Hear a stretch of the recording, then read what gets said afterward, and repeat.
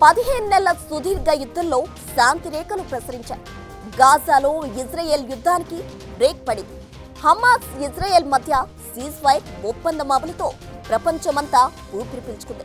అగ్రరాజ్యం అమెరికాతో పాటు పలు దేశాలు చేసిన మధ్యవర్తిత్వం ఎట్టకేలకు ఫలించింది. గాజాలో బందీలు సంతోషంతో ఇంటికి చేరుతున్నారు. పాలస్తీనా యుద్ధ ఖైదీలను ఇజ్రాయెల్ రిలీజ్ చేస్తుంది. ఇజ్రాయెల్ పంతం నెగ్గింది. హమాస్ కు ఒత్తిడి తగ్గింది. అంతా బానే ఉంది. మరి తక్కువగా మారిన గాజా పరిస్థితి ఏంటి? కలచెదిరిన గాజా కోలుకుంటుందా? లక్షల మంది నిరాశ్రయుల భవిష్యత్తుకు భరోసా అందిందా? యుద్ధం ఫలితం ఏం మిగిల్చింది?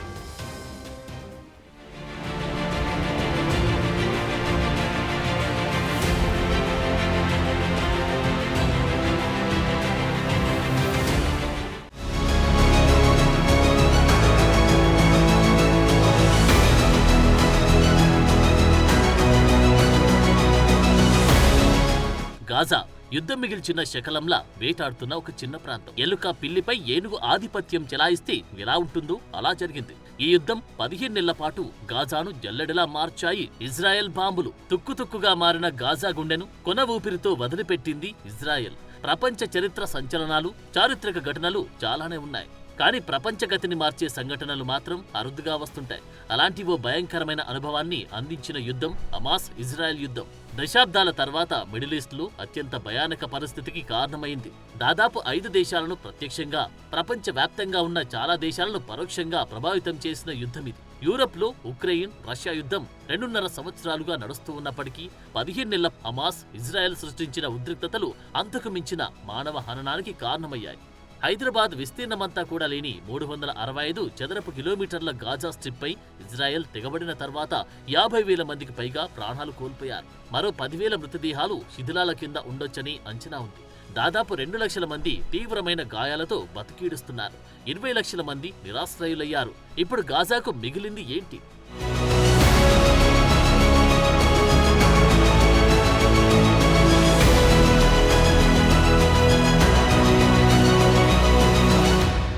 గాజా స్ట్రిప్లో జరిగిన విధ్వంసం స్థాయిని Gaza civil defence agency, rescue వర్కర్లు, పౌర సంఘాలు అంచనా వేయడం మొదలుపెట్టాయి. ముందుగా గాజాలో శిథిలాల కింద మిగిలిన మృతదేహాలను వెలికితీసే పని ప్రారంభమైంది.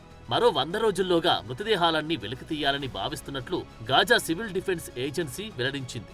అయితే బుల్డోజర్లు, ఇతర పరికరాల కొరత కారణంగా మృతదేహాల వెలికితీత ఆలస్యమవుతుందేమో అనుకుంటున్నారు.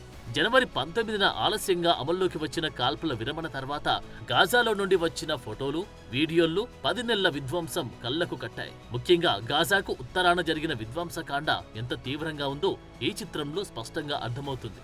గాజాలోని 90% భవనాలు నాశనమయ్యాయని ఐక్యరాజ్యసమితి అంచనా వేసింది. యుద్ధం ముగిసిందనే ఓదార్పు తప్ప ఇప్పుడు గాజాలో మిగిలింది బూడిదే.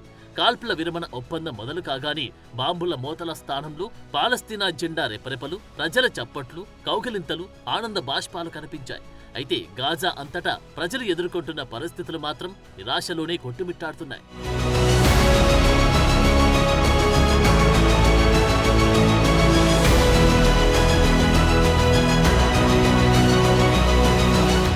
యుద్ధం వల్ల గాజాకు చెందిన 20 లక్షల మందికి పైగా ప్రజలు నిరాశ్రయులు అయ్యారని ఐక్యరాజ్యసమితి వరల్డ్ ఫుడ్ ప్రోగ్రాం పేర్కొంది. వీళ్లంతా ఆయుధం లేక బతకడం కోసం సహాయంగా లభించి ఫుడ్ ఎయిడ్ పైనే పూర్తిగా ఆధారపడిన జనం.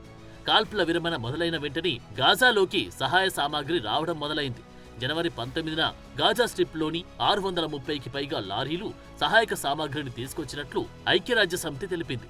తర్వాత రోజు మరో 915 లారీలు సహాయక సామాగ్రితో ప్రవేశించాయి. యుద్ధం మొదలైన ఈ 15 నెలల కాలంలో ఇన్ని సహాయక వాహనాలు రావడం ఇదే అత్యధికమని ఐక్యరాజ్యసమితి వెల్లడించింది. అంటే కీలకమైన యుద్ధ సమయంలో అక్కడి ప్రజలకు సరియైన ఆహారం కూడా అందలేదు. గాజా స్ట్రిప్ కి తిరిగి జీవం పోసే ప్రయత్నంలో ఈ సహాయక సామాగ్రి రావడం తొలి అడుగు మాత్రమే. ఇంకా గాజాకు చేయాల్సింది ఎంతో ఉంది. ఇప్పుడు కేవలం ఆహారం, ఆరోగ్య సంరక్షణ, భవనాలు, రోడ్లు, మౌలిక వసతుల నిర్మాణం గురించి మాత్రమే కాదు, అంతకు మించి గాజాలోని ప్రజలను, కుటుంబాలను, కమ్యూనిటీలను తిరిగి నిలబెట్టాల్సిన అవసరం ఉంది. 15 నెలలుగా వాళ్లు అనుభవించిన వేదన, బాధ, నష్టాలు, శోభ, దుఃఖం, అవమానాలు, క్రూరత్వం నుంచి వారిని బయటకు తీసుకురావాలి. దీనికి ఎంత సమయం పడుతుందో కాలమే నిర్ణయించాలి.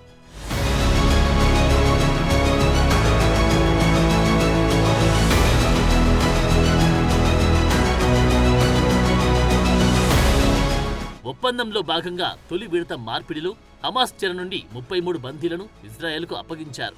ఒకవేళ కాల్పుల విరమణ తొలి దశ కొనసాగితే రాబోయే 40 రోజుల్లో ఇజ్రాయెల్ జైళ్లలో ఉన్న 1800 మంది పాలస్తీనియన్ ఖైదీల విడుదల, దానికి బదులుగా గాజా నుండి మరో 30 మంది ఇజ్రాయెల్ బందీలు బయటకు వస్తారు. అయితే 15 నెలలకు పైగా సాగిన యుద్ధంలో గాజాలో ప్రాణాలు కోల్పోయిన వారిలో మహిళలు, చిన్నారులు ఎక్కువ. ఐక్యరాజ్యసమితి కూడా ఇదే చెప్పింది. మరణాల సంఖ్యను ఆరోగ్య మంత్రిత్వ శాఖ 40% పైగా తక్కువగా అంచనా వేసి ఉండొచ్చని మెడికల్ జర్నల్ ది లాన్సెట్ ప్రచురించిన యూకే అధ్యయనం వెల్లడించింది. అంటే 50,000 కాదు, మరో 20,000 మంది మృతులు లెక్కల్లో కూడా కనిపించలేదు. ఇప్పుడు రెస్క్యూ వర్కర్ల పని మరింత హృదయ విదారకంగా మారింది. దారుణ స్థితిలో ఉన్న మృతదేహాలు, మానవ కళేబరాల వెలికితీత వంటి భయంకరమైన పనులను ఏజెన్సీ వర్కర్లు చేస్తున్నారు.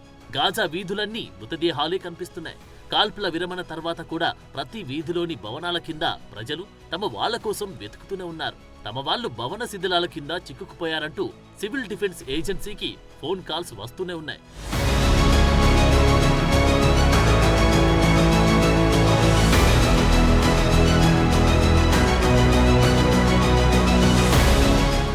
ఇంత తీవ్రమైన నష్టానికి కారణమైన 15 నెలల క్రితం ఆ రోజును ఇప్పటికీ ఇరు దేశాల ప్రజలు మర్చిపోలేదు. 2023 అక్టోబర్ 7 ఉదయం 6:30 ఇజ్రాయెల్ సిమ్చాట్ తొరా పండుగను జరుపుకుంటున్న తరుణంలో హమాస్ తీవ్రవాదులు ఇజ్రాయెల్ భూభాగంపై ఆకస్మిక దాడికి తెగబడ్డారు. నిమిషాల వ్యవధిలో వేల కొలది బాంబులను కురిపించారు.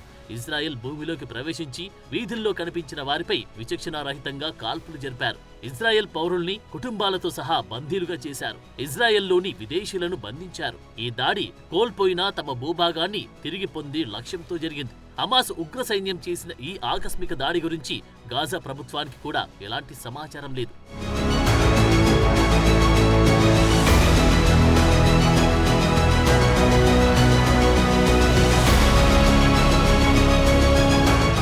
ఏదేమైనప్పటికీ గాజాలో యుద్ధం మధ్యప్రాచ్యంలో భయానక వాతావరణాన్ని సృష్టించింది. ఇది ఇజ్రాయెల్ను బలహీనపరచాలనే లక్ష్యంతో మొదలై గాజాలో సామాన్యుల జీవితాలను బలి తీసుకుంది. ఇటు ఇజ్రాయెల్లు, అటు గాజా స్ట్రిప్లో సామూహిక ప్రాణ నష్టానికి కారణమైంది. హమాస్ చేసిన క్రూరమైన అక్టోబర్ దాడిలో ఇజ్రాయెల్లో కనీసం 1200 మందికి పైగా ప్రాణాలు కోల్పోయారు. ఇందులో 22 మంది అమెరికన్లు కూడా ఉన్నారు. 250 మందికి పైగా బందీలుగా గాజాకు తీసుకెళ్లారు. అయితే హమాస్ ఆకస్మిక దాడికి ప్రతీగా ఇజ్రాయెల్ ప్రతీకార దాడులతో హమాస్ పాలనలో ఉన్న గాజా స్ట్రిప్ ను కోలుకోలేని దెబ్బతీసింది. బాంబులతో జల్లెడిలా మార్చింది. మిగిలింది శిథిలాలు, గుండెలవిసేలా రోదిస్తున్న ప్రజలు.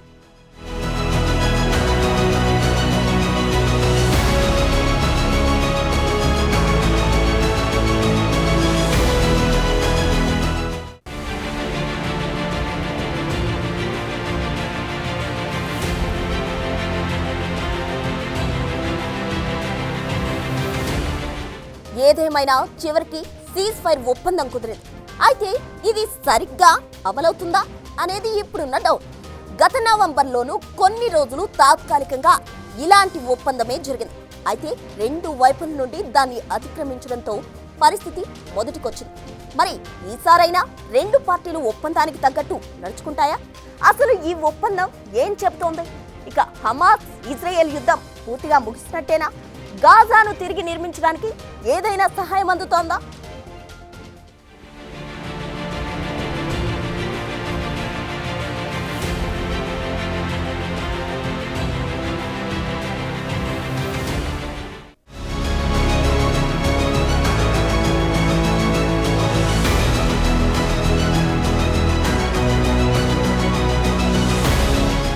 పాలస్తీనాకు చెందిన సాయుధ రాజకీయ గ్రూప్ హమాస్కు ఇజ్రాయెల్కు మధ్య 12 నెలల యుద్ధం తర్వాత ఈ ఒప్పందం జరిగింది.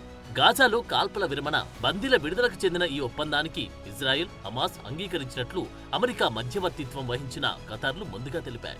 ఈ ఒప్పందానికి ఇజ్రాయెల్ కేబినెట్, ప్రభుత్వం అధికారికంగా ఆమోదం తెలపడంతో ఒప్పందంలోని మొదటి దశ జనవరి 19 నుంచి అమల్లోకి వచ్చింది.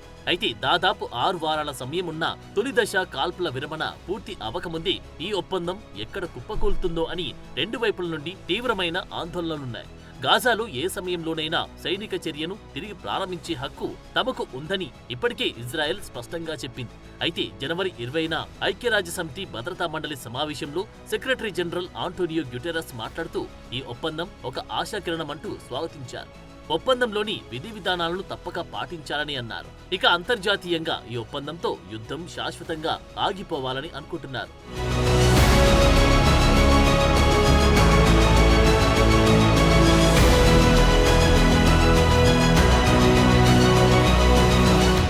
2023 అక్టోబర్ 7న ఇజ్రాయెల్పై హమాస్ చేసిన ఆకస్మిక దాడి తర్వాత అక్టోబర్ 27న హమాస్ ఆధీనంలో ఉన్న గాజాపై ఇజ్రాయెల్ సైనిక చర్యలు ప్రారంభించింది. భూతల దాడులను ముమ్మరం చేసింది. ఇజ్రాయెల్ భారీ స్థాయిలో జరిపిన సైనిక దాడులతో గాజా ధ్వంసం కావడంతో పాటు గాజాలో ఉన్న 23 లక్షల జనాభాలో 20 లక్షల మంది నిరాశ్రయులు కాగా 50,000 మంది మృతి, 2 లక్షల మందికి గాయాలు, మరో 20,000 మంది శిథిలాల కింద చనిపోయి ఉంటారని అంచనా ఉంది. అంటే 2023 నవంబర్లోని ఇలాంటి కాల్పుల విరమణ ఒప్పందం కుదిరింది. నవంబర్ 21న అమెరికా, ఖతర్, ఈజిప్ట్ మధ్యవర్తిత్వంతో ఇజ్రాయెల్, హమాస్ మధ్య వారం రోజుల కాల్పుల విరమణ ఒప్పందం కుదిరింది. అందులో భాగంగా 105 మంది బందీలను హమాస్ విడుదల చేయగా ఇజ్రాయెల్ 240 మంది పాలస్తీనా ఖైదీలను విడుదల చేసింది. అయితే ఈ కాల్పుల విరమణ ఒప్పందం విఫలం కావడానికి ఎంతో సమయం పట్టలేదు. ఒప్పందం ప్రకారం నడుచుకోలేదని ఇజ్రాయెల్, హమాస్ ఒకరినొకరు నిందించుకున్నాయి.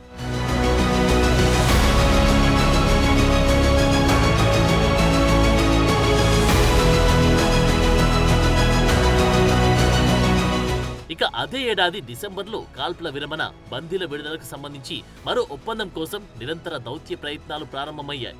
2024 మే నెలలో బందీల విడుదలకు సంబంధించి ఇజ్రాయెల్ చేసిన 3 దశల కాల్పుల విరమణ ప్రతిపాదనలను నాడు అమెరికా అధ్యక్షుడైన జో బైడెన్ ప్రకటించారు.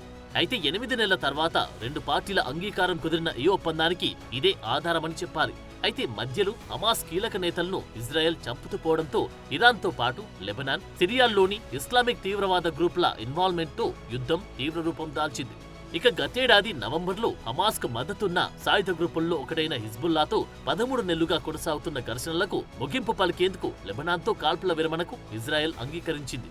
ఈ డీల్ గాజాలో కాల్పుల విరమణ ఒప్పందంపై మరోసారి ఆశలు పెంచింది. మిడిల్ ఈస్ట్లోని ఇతర దేశాల సాయంతో మరోసారి ప్రయత్నిస్తానని బైడెన్ చెప్పడంతో మళ్లీ ఆశలు రేకెత్తాయి.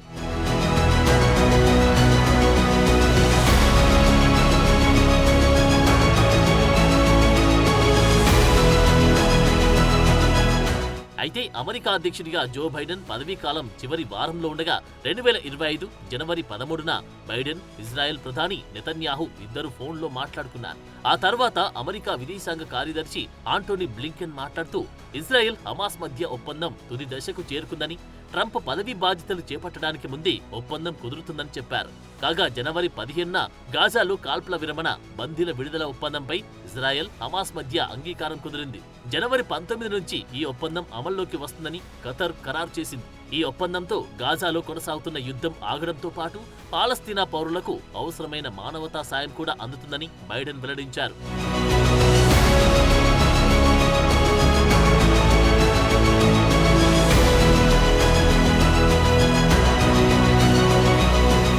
అయితే ఈ కాల్పుల విరమణ ఒప్పందాన్ని 3 దశల్లో అమలు చేయనున్నారు.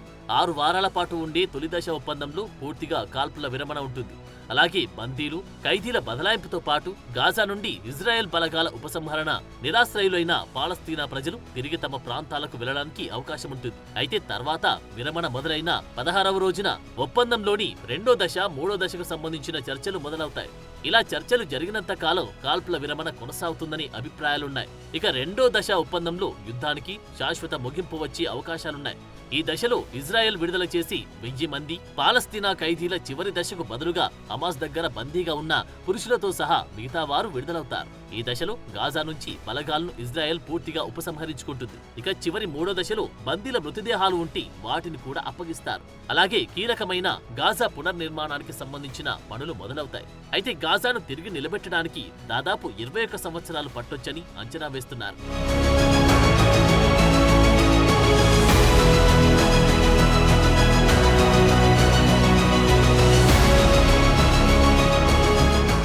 ఏది ఏమైనప్పటికీ ఒప్పందం కుదిరింది. కానీ ఈ యుద్ధం శాంతిని కోరుతూ ముగిసిందా లేదా అనేది ఇంకా స్పష్టత రాలేదు. ఇజ్రాయెల్ ప్రధాన యుద్ధ లక్ష్యాల్లో భాగంగా హమాస్ సైన్యాన్ని, దాని అధికార యంత్రాంగాన్ని నాశనం చేసింది. అయితే తిరిగి కోలుకునే సామర్థ్యం ఇంకా హమాస్ కు లేదని చెప్పలేం. ఇకపోతే హమాస్ దగ్గర బందీలంతా సజీవంగా ఉన్నారా, చనిపోయారా అనే విషయం తెలియలేదు. ఆచూకీ లేని వారి వివరాలపై కూడా స్పష్టత లేదు. అలాగే కొంతమంది ఖైదీల విడుదల అంశంలో హమాస్ డిమాండ్ కు ఇజ్రాయెల్ ఒప్పుకోలేదు. వీరిలో అక్టోబర్ 7 దాడుల్లో పాల్గొన్న వారు కూడా ఉన్నారు. ఇక సరిహద్దుల్లో బఫర్ జోన్ నుండి వైదొలగడానికి ఇజ్రాయెల్ ఒప్పుకుంటుందా లేదా అనేది అస్పష్టంగానే ఉంది. ఏది ఏమైనా ఇజ్రాయెల్ హమాస్ మధ్య జరిగిన ఈ కాల్పుల విరమణ అంత స్ట్రాంగ్ కాదని మాత్రం అర్థమవుతుంది. గతంలో కూడా యుద్ధాల సమయంలో జరిగిన కాల్పుల విరమణ ఒప్పందాలు తర్వాత వచ్చిన వాగ్వాదాల కారణంగా ఉల్లంఘనకు గురై ఒప్పందాలు వీగిపోయాయి. మరి ఈసారి ఏమవుతుందో అని ఆందోళన మాత్రం అలాగే ఉంది.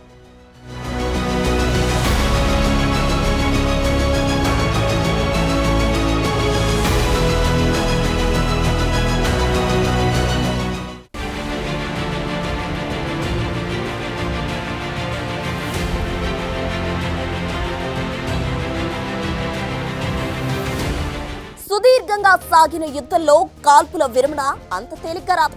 వచ్చినా ఒప్పందం అమల్లో ఒక చిన్న తొందరపాటు వాడి మరో పెద్ద ప్రమాదంగా మారొచ్చు. ఇలాంటి పరిస్థితుల్లో ఇగోకితే బతికే ఇజ్రాయెల్, కక్ష తీర్చుకోవాలని చూసే హమాస్లు ఒప్పందానికి కట్టుబడి ఉంటాయా లేదా అన్నది వేచి చూడాలి.